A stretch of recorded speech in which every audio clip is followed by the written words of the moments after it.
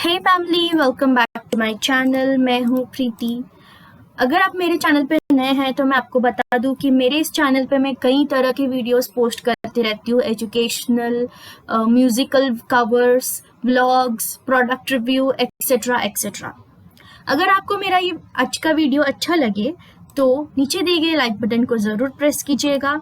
अगर आप मेरे चैनल में नए हैं तो मेरे चैनल को सब्सक्राइब ज़रूर कीजिएगा, क्योंकि आपको बहुत सारा कंटेंट मिलने वाला है। एंड बेल आइकन को क्लिक करना ना भूलिएगा, ताकि मेरे वीडियो की नोटिफिकेशन आपको सबसे पहले मिले। तो चलिए आज के वीडियो में जाते हैं। ओके, तो आज की जो वीडियो है वो हमारे इंग्लिश मेड इजी की जो सीरीज है उससे है। तो आज हम सीखने वाले हैं सेंटेंस स्ट्रक्चर। सबसे पहले हम देखेंगे इंट्रोडक्शन। सेंटेंस स्ट्रक्चर क्या है? Sentence structure is a grammatical component that tells you exactly where and how each component of a sentence should be placed in order to blend and make sense.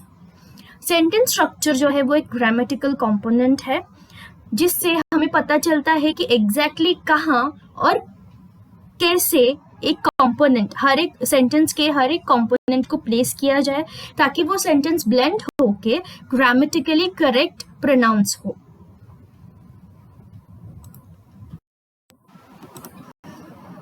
तो अभी हम सीखने वाले हैं components of a sentence. हर एक sentence में कुछ components होते हैं जिससे वो सेंटेंस बनती है। तो अभी हम उसी कंपोनेंट्स के बारे में सीखेंगे।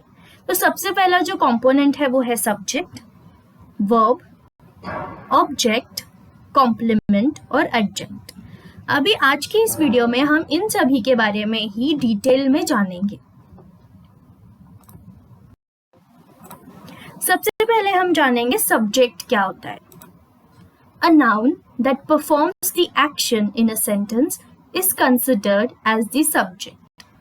एक नाउन जो एक पर्टिकुलर सेंटेंस में एक्शन परफॉर्म करती है उसे हम सब्जेक्ट बोलते हैं। A subject can be identified by asking the question who. अभी सेंटेंस में सब्जेक्ट को पहचानेंगे कैसे? उसके लिए आपको एक सिंपल सा सवाल पूछना है। उस सेंटेंस में दिए हुए एक्शन कौन परफॉर्म कर रहा है? Who is performing the action? उस क्वेश्चन का आंसर जो होगा वो हमारा सब्जेक्ट होगा। A subject takes the first place in most cases, especially in declarative or assertive sentences. Subject जो होता है वो मोस्ट ऑफ द केसेस में पहले आता है सेंटेंस में, स्पेशली डिक्लेरेटिव और असर्टिव सेंटेंसेस में। अब ये जो डिक्लेरेटिव और असर्टिव सेंटेंसेस है वो टाइप्स ऑफ सेंटेंस में आपको सीखने मिलेगा, जो आने वाले वीडियोस में आएंगे। चलिए आप सब्जेक्ट के एग्जांपल्स देख लेते हैं, ताकि आपको ये कंसेप्ट अच्छी तरह से समझे। First sentence, the child kept crying. अब यहाँ पे आप देख सकते हो जो एक्शन है वो है क्राइंग, यानी रोना। अब यहाँ पे आप वो सवाल पूछ के देखिए, हु इज क्राइंग? एक्शन जो है वो क्राइंग है, तो हम पूछ रहे हैं कौन रो रहा है? Who is crying? तो आंसर है द चाइल्ड। तो द चाइल्ड जो है वो इस सेंटेंस का सब्जेक्ट है। चलिए अभी हम और सेंटेंसेस देखते हैं। My son is in the 8th grade। तो इसका सवाल कैसा होगा? Who is in the 8th grade? कौन है 8th grade में? तो उसका आंसर है माई सन। तो माई सन जो है वो यहाँ पे सब्जेक्ट है। चलिए नेक्स्ट सेंटेंस देखते हैं। No one came to the wedding. कौन आया था वेडिंग में? तो उसका आंसर क्या है? नो वन, यानी कोई भी नहीं। तो जो नो वन है वो है सब्जेक्ट। अभी हम जानते हैं वर्ब के बारे में। A verb shows action or activity or work done by the subject. Verb जो होता है ना वो एक्शन होता है या एक्टिविटी या जो भी काम सब्जेक्ट करती है, परफॉर्म करती है, उसको हम वर्ब बोलते हैं। Remember that all verbs, including main verbs, helping verbs, stative verbs and action verbs come under this category. तो अगर आपको ये सारे वर्ब्स के बारे में डिटेल में जानना है ना तो उसका भी मैंने वीडियो पोस्ट किया है, जिसका लिंक मैं डिस्क्रिप्शन बॉक्स में दे दूंगी, और आप उसको इजी इंग्लिश मेड इजी के प्लेलिस्ट थ्रू भी देख सकते हैं, बट इजी एक्सेस के लिए मैं डिस्क्रिप्शन बॉक्स में दे दूंगी। तो ये वर्ब जो है वो सारे टाइप्स के वर्ब्स इंक्लूड होंगे इस वर्ब में। Most often verbs appear immediately after the subject. बहुत ऑफन वर्ब्स जो है वो सब्जेक्ट के बाद, इमीडिएटली सब्जेक्ट के बाद सेंटेंस में अपीयर होंगे कई केसेस में। चलिए अब हम एग्जाम्पल्स के थ्रू इसको सीखते हैं। सबसे पहला example, Neena is writing a letter. अब इसमें एक्शन वर्ड कौन सा है? राइटिंग। नीना जो है वो सब्जेक्ट है, नीना क्या कर रही है, इसका आप ये क्वेश्चन पूछ सकते हो। नीना सब्जेक्ट है, नीना क्या कर रही है, वो लिख रही है, लेटर लिख रही है, तो राइटिंग जो है वो है वर्ब। चलिए नेक्स्ट सेंटेंस के थ्रू हम और एग्जांपल्स देखते हैं। It was too dark. बहुत अंधेरा था। तो जो वॉज है ना, ये वॉज जो है ये भी एक वर्ब है, बिकॉज इसको बोलते हैं ऑक्सिलरी वर्ब। तो ऑक्सिलरी वर्ब भी उसमें मैंने कवर किया है, तो वो भी आप देख सकते हो। तो वॉज जो है यहाँ पे ये एक वर्ब है। उसके बाद third sentence, my phone is not working. मेरा फोन काम नहीं कर रहा है। माई फोन जो है वो सब्जेक्ट है, तो वो क्या नहीं कर रहा, वो काम नहीं कर रहा। तो इज नॉट वर्किंग जो है वो है वर्ब का फ्रेज। जब एक वर्ड होता है ना तो उसको हम वर्ब बोल सकते हैं, लेकिन यहाँ पे 3 वर्ड्स एक साथ है तो उसको हम वर्ड नहीं, उसको हम फ्रेज बोलेंगे। तो ये वर्ब फ्रेज है। अभी हम सीखेंगे ऑब्जेक्ट क्या है। An object is a noun और pronoun that receives the action done by the subject. तो जो ऑब्जेक्ट होता है वो क्या होता है? नाउन एक्शन परफॉर्म कर रही है, वर्ब एक्शन होता है।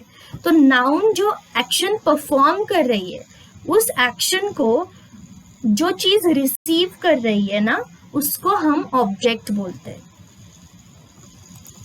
अब ऑब्जेक्ट भी 2 तरीके के होते हैं, एक डायरेक्ट ऑब्जेक्ट और एक इनडायरेक्ट ऑब्जेक्ट। डायरेक्ट ऑब्जेक्ट क्या होता है?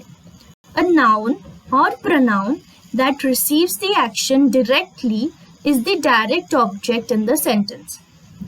जो एक्शन नाउन और प्रोनाउन परफॉर्म कर रही है, उस एक्शन को जो ऑब्जेक्ट डायरेक्टली कैप्चर कर रहा है, डायरेक्टली रिसीव कर रहा है, उसको हम डायरेक्ट ऑब्जेक्ट बोलते हैं। और डायरेक्ट ऑब्जेक्ट को पहचानने के लिए हम ये क्वेश्चन पूछते हैं, व्हाट। डायरेक्ट ऑब्जेक्ट्स जो है वो मोस्टली वर्ब के बाद अपीयर होते हैं, वर्ब के यानी एक्शन वर्ड के बाद अपीयर होते हैं, और इन्हें प्राइमरी ऑब्जेक्ट्स बोला जाता है, सेंटेंस के प्राइमरी ऑब्जेक्ट। अभी हम इसे एक एग्जांपल्स के थ्रू सीखेंगे। Harry bought a new car. अब इस सेंटेंस में अगर आप देखेंगे तो सब्जेक्ट है हैरी। हैरी क्या कर रहा है? बॉट। बॉट मीन्स वो खरीदा। खरीदने का जो पास्ट टेंस होता है यानी वो खरीद चुका है, तो उसको हम बॉट बोलते हैं इंग्लिश में। तो हैरी जो है वो सब्जेक्ट है और बॉट मतलब उसने खरीद लिया है। तो ये हैरी सब्जेक्ट हो गया, बॉट जो है वो वर्ब हो गया। तो उसने क्या खरीदा? Bought. What did he bought? तो वो है कार, उसने एक नई कार खरीदी। तो कार जो है वो है डायरेक्ट ऑब्जेक्ट। दूसरा example, my mom made a cake. मेरी माँ ने केक बनाया। अब इसमें माई मॉम जो है वो है सब्जेक्ट और मेड जो है यानी बनाना जो है वो है वर्ब। तो माई मॉम मेड व्हाट? तो my mom made a cake. तो जो केक है वो है डायरेक्ट ऑब्जेक्ट। अभी हम देखेंगे इनडायरेक्ट ऑब्जेक्ट क्या है। An indirect object is a noun और pronoun that is a secondary object. Indirect object जो है वो एक नाउन होगा या फिर प्रोनाउन होगा जो एक सेकेंडरी ऑब्जेक्ट होता है सेंटेंस में। It can be identified by asking the question whom। तो ये जो इनडायरेक्ट ऑब्जेक्ट होता है ना, इसको हम whom का सवाल पूछ के आइडेंटिफाई कर सकते हैं। When there is an indirect object in a sentence, it is mostly placed after the verb and before the direct object. यानी अगर कोई सेंटेंस में इनडायरेक्ट ऑब्जेक्ट का यूज हुआ है तो वो मोस्टली वर्ब के बाद और जो डायरेक्ट ऑब्जेक्ट है उसके पहले आता है. चलिए इसे भी एक दो एग्जांपल्स के थ्रू सीख लेते हैं. तो पहला एग्जांपल है वंदना गेव कीर्तना अ केक. तो इसमें पहले हम डायरेक्ट ऑब्जेक्ट को ढूंढते हैं. वंदना सब्जेक्ट है जो एक्शन परफॉर्म कर रही है. गेव मतलब देना, तो वो वर्ब हो गया. तो वंदना दे रही है, तो डायरेक्ट ऑब्जेक्ट को हमें पहचानना है तो हमें व्हाट का क्वेश्चन पूछना पड़ेगा. तो वंदना क्या दे रही है? तो वंदना दे रही है अ केक. तो डायरेक्ट ऑब्जेक्ट मिल गया. तो डायरेक्ट ऑब्जेक्ट के पहले आता है, बराबर. तो वंदना दे रही है केक. हुम किसको दे रही है? कीर्तना. तो जो कीर्तना है वो हमारा इनडायरेक्ट ऑब्जेक्ट है. दूसरे example, my mom bot me a new dress. मेरी मम्मी ने खरीदा. क्या खरीदा? डायरेक्ट ऑब्जेक्ट क्या है? न्यू ड्रेस, नया ड्रेस खरीदा. किसके लिए खरीदा? मेरे लिए. तो जो मी है ये प्रोनाउन है, it's not a noun, it's a pronoun. तो प्रोनाउन जो मी है वो यहाँ पे इनडायरेक्ट ऑब्जेक्ट है. अगर आपको नाउन और प्रोनाउन के बारे में डिटेली समझना है तो मैंने इसका भी डिटेल वीडियो पहले ही बना दिया है. इंग्लिश मेड इजी के प्लेलिस्ट में आपको मिल जाएगा और मैं इसी वीडियो के डिस्क्रिप्शन बॉक्स में इसका भी लिंक दे दूंगी.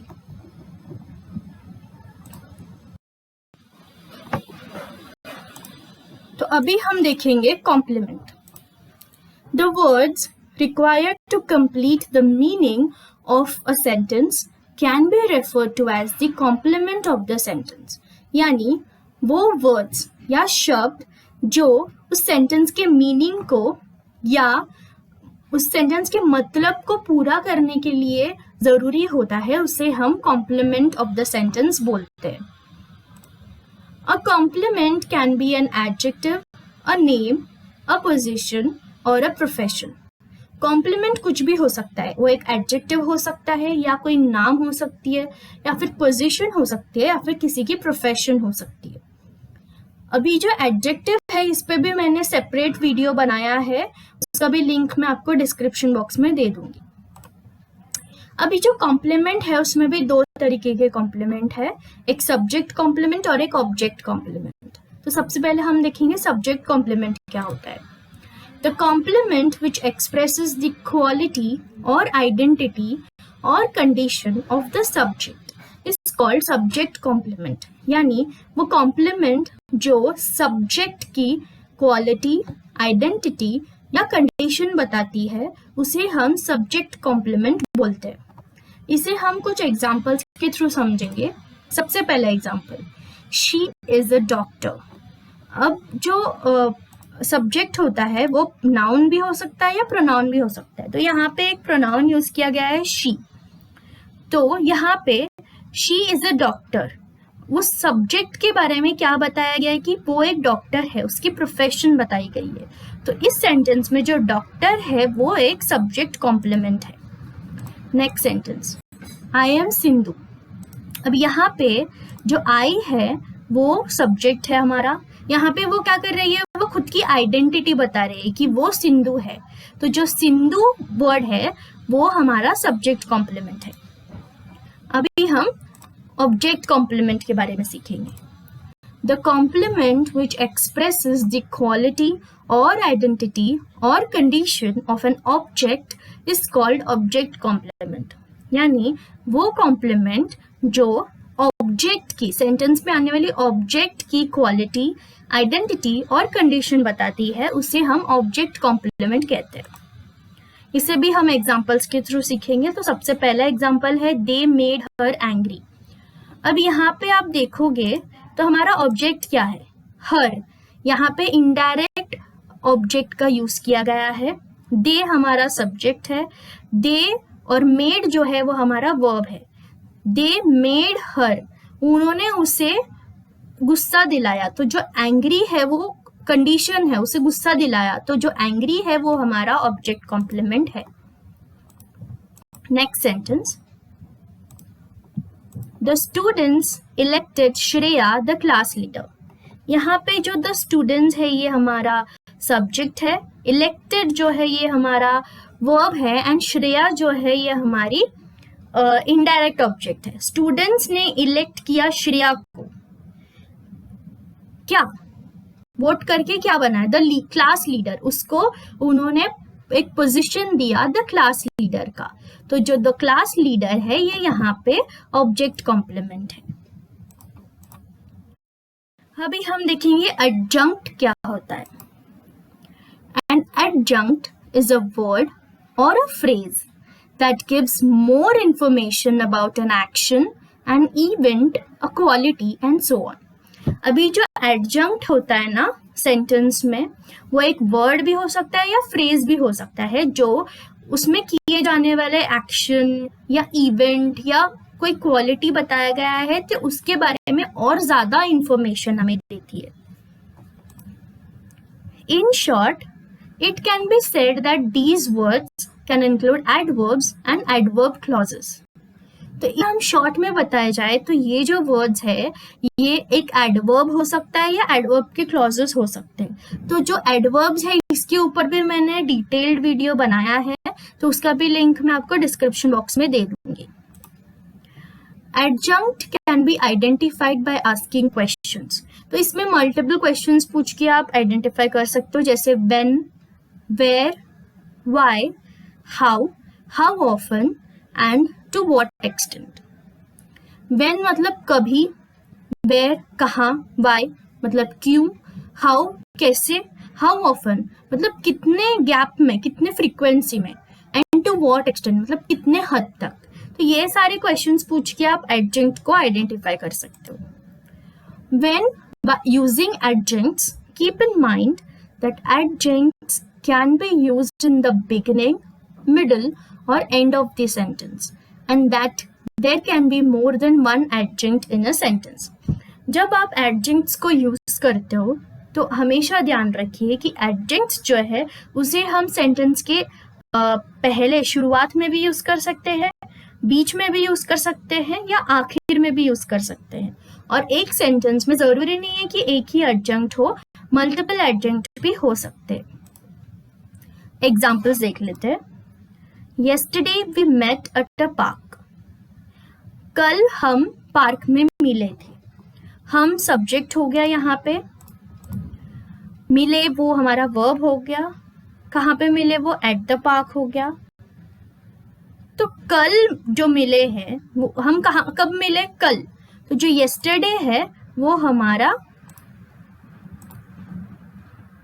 एडजंक्ट है एंड इस सेंटेंस में आप देख सकते हो कि yesterday जो है वो बिगिनिंग में आया है। Next, he is very tired। अब इसमें जो he है वो है और tired जो है वो वर्ब है। तो इसमें क्या है, वो टायर्ड है। कैसा टायर्ड है, वो बहुत टायर्ड है। तो जो very है ना ये हमारा एडजंक्ट है। अभी हम जानेंगे सेंटेंस स्ट्रक्चर्स के टाइप्स। क्या क्या टाइप के सेंटेंस स्ट्रक्चर हम इस कंपोनेंट्स के थ्रू फॉर्म कर सकते हैं वो देखेंगे। सबसे पहले एसवी, यानी सबसे पहले एक सब्जेक्ट आएगा फिर एक वर्ब आएगा। फिर है एसवीओ, सब्जेक्ट आएगा, वर्ब आएगा, ऑब्जेक्ट आएगा। फिर एसवीसी, सब्जेक्ट, वर्ब और कॉम्प्लीमेंट। फिर एसवीए, जहाँ पे एक सब्जेक्ट, एक वर्ब और एक एडजंक्ट आएगा। एसवीओसी यानी subject plus verb plus object plus complement. फिर आएगा एसवीओए, जिसमें पहले सब्जेक्ट फिर वर्ब फिर ऑब्जेक्ट फिर एडजंक्ट। उसके बाद है एसवीआईओडीओ, यानी सब्जेक्ट आएगा फिर वर्ब आएगा फिर इनडायरेक्ट ऑब्जेक्ट आएगा, उसके बाद डायरेक्ट ऑब्जेक्ट आएगा। उसके बाद आया एएसवीसी, जहाँ पे सबसे पहले एडजंक्ट आएगा फिर सब्जेक्ट आएगा फिर वर्ब आएगा और फिर कॉम्प्लीमेंट आएगा। नेक्स्ट है एएसवीओ, यहाँ पे सबसे पहले एडजंक्ट आएगा फिर सब्जेक्ट आएगा फिर वर्ब आएगा फिर ऑब्जेक्ट आएगा। नेक्स्ट है एएसवीआईओडीओ, इस फॉर्म में पहले एडजेक्ट आएगा, फिर सब्जेक्ट आएगा, फिर वर्ब आएगा, उसके बाद इनडायरेक्ट ऑब्जेक्ट आएगा, फिर डायरेक्ट ऑब्जेक्ट आएगा। नेक्स्ट टाइप है SVAA। यहाँ पे सबसे पहले सब्जेक्ट आएगा, फिर वर्ब आएगा, फिर एडजेक्ट आएगा, फिर और एक एडजेक्ट आएगा। यहाँ पे देखो आप 2 एडजेक्ट आती है। नेक्स्ट है ASVAA। यहाँ पे सबसे पहले एडजेक्ट आएगा, फिर सब्जेक्ट आएगा, फिर वर्ब आएगा, फिर और 2 एडजेक्ट आएंगे। तो जैसे हमने वो डेफिनेशन में समझा था कि एक सेंटेंस में एक ही एडजेक्ट हो, ये जरूरी नहीं है, मल्टीपल एडजेक्ट्स भी हो सकते हैं। तो अभी हम टाइप्स ऑफ सेंटेंस स्ट्रक्चर देखेंगे। अभी जो हमने टाइप्स देखे थे ना, उसके ही हम एग्जांपल्स के साथ देखेंगे ताकि आपको और अच्छे से समझे। तो सबसे पहले हम देखेंगे SV टाइप के जो सेंटेंस है वो। अब इसमें आप देखोगे द स्टार्स आर शाइनिंग। ये जो सेंटेंस है ये कौन सा टाइप है? ये SV टाइप है, यानी जो द स्टार्स है वो सब्जेक्ट है और आर शाइनिंग जो है वो वर्ब है, यानी इस सेंटेंस में सिर्फ एक सब्जेक्ट और एक वर्ब आया है। तो इसको हम बोलते हैं SV structure of sentence. Next है SVO। तो इसमें क्या आएगा? पहले सब्जेक्ट आएगा, फिर वर्ब आएगा, फिर अपना ऑब्जेक्ट आएगा। तो यहाँ पे आप देखोगे स्लैशेस के थ्रू उसको सेपरेट किया है। चिल्ड्रन सब्जेक्ट होगा अपना, लव वर्ब होगा, आइसक्रीम्स ऑब्जेक्ट होंगे। नेक्स्ट है SVC का example. I am an Indian. इसमें आई सब्जेक्ट है, एम वर्ब है, एन इंडियन कॉम्प्लीमेंट है। SVA Madhu reached early. इसमें मधु सब्जेक्ट है, रीच्ड वर्ब है और अर्ली जो है वो एडजंक्ट है। Next type SVOC। इधर का सेंटेंस है we lost out cat queen. We lost out cat queen, उन्होंने कैट क्वीन को खो दिया। तो यहाँ पे वी सब्जेक्ट है, लॉस्ट वर्ब है, आउट कैट ऑब्जेक्ट है और क्वीन जो है वो क्वीनी जो है वो कॉम्प्लीमेंट है। SVOA। ये सेंटेंस में it is my birthday next month. इसमें इट सब्जेक्ट है, इस वर्ब है, माई बर्थडे ऑब्जेक्टिव है और नेक्स्ट मंथ एडजेक्ट है। SVIODO। अभी ये जो टाइप है इसका sentence, the board offered me the job. Board ने उन्हें जॉब ऑफर किया। तो सब्जेक्ट द बोर्ड जो है वो सब्जेक्ट है, ऑफर्ड वर्ब है, मी जो है वो इनडायरेक्ट ऑब्जेक्ट है और द जॉब डायरेक्ट ऑब्जेक्ट है। नेक्स्ट है ASVC type. Suddenly it grew dark. अचानक से अंधेरा हो गया। तो इसका कैसा होगा? सडनली एडजंक्ट है, इट सब्जेक्ट है, ग्रू वर्ब है और डार्क कॉम्प्लीमेंट है। Next type ASVO। इसका सेंटेंस है last week we celebrated Holi. पिछले हफ्ते हमने होली सेलिब्रेट की। लास्ट वीक एडजेक्ट है, वी सब्जेक्ट है, सेलिब्रेटेड वर्ब है और होली ऑब्जेक्ट है। ASVIODO। इसका सेंटेंस है today the teacher gave us our papers. आज हमारी टीचर ने हमें पेपर्स दी। टुडे एडजेक्ट है, द टीचर सब्जेक्ट है, गेव वर्ब है, अस इनडायरेक्ट ऑब्जेक्ट है, आर पेपर्स डायरेक्ट ऑब्जेक्ट है। SAVAA। इसका सेंटेंस है दे गो टू वर्क बाय बस। इसमें दे सब्जेक्ट है, गो वर्ब है, टू वर्क एडजेक्ट है और बाय बस भी एडजेक्ट है। नेक्स्ट है ASVAA। इसका सेंटेंस है normally my parents come by बस टू पौंडीचेरी। यानी नॉर्मली मेरे पेरेंट्स बस से आते हैं टू पौंडीचेरी। इसका टाइप है एडजेक्ट, नॉर्मली एडजेक्ट है, माई पेरेंट्स सब्जेक्ट है, कम वर्ब है, बाय बस एडजेक्ट है और टू पौंडीचेरी भी एडजेक्ट है। तो ये कुछ सेंटेंसेस है जो मैंने आपके लिए प्रैक्टिस के लिए बनाया है। तो टोटल 10 सेंटेंसेस है।